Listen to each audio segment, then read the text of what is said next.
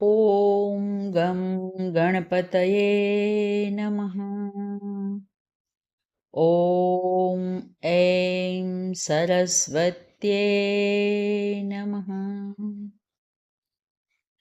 कल हमने 2 अवस्थाएं, जागृत अवस्था और स्वप्न अवस्था के बारे में विचार किया।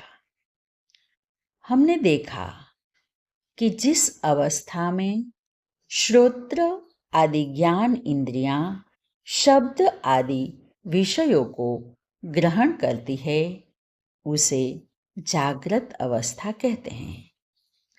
और जागृत अवस्था में जो कुछ देखा सुना जाता है उससे बनी वासना से निद्रा के समय जो प्रपंच अनुभव में आता है उसे स्वप्नावस्था कहते हैं।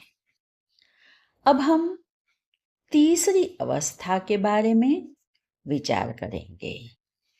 तीसरी अवस्था के बारे में बताते हुए आचार्य शंकर कहते हैं, अतः सुषुप्ति अवस्था का। सुषुप्ति अवस्था क्या है? अहम किमपि न जानामि सुखेन मया निद्रानुभूयते इति सुषुप्त्यावस्था।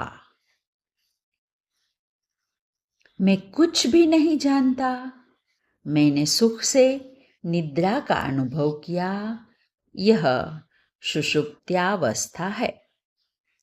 स्वप्न अवस्था से अतिरिक्त निद्रा की दूसरी अवस्था है सुषुप्ति।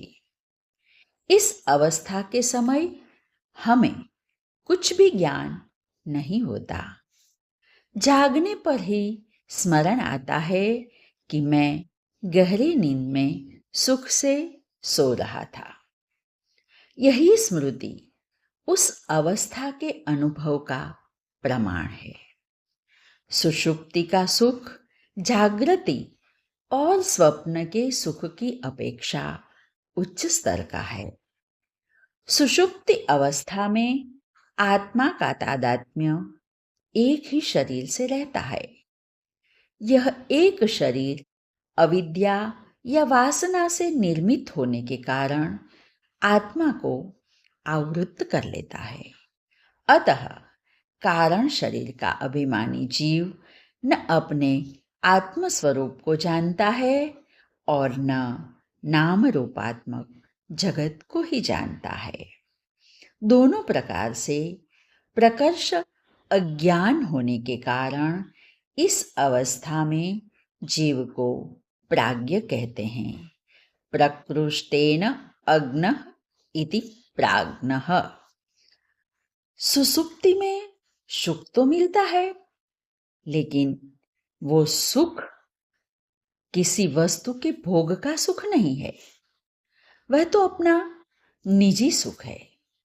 जागृत और स्वप्न में बाहरी यात्रा होती है, सुषुप्ति में अंदर की यात्रा है, यानी हमें स्वयं की ही अनुभूति होती है।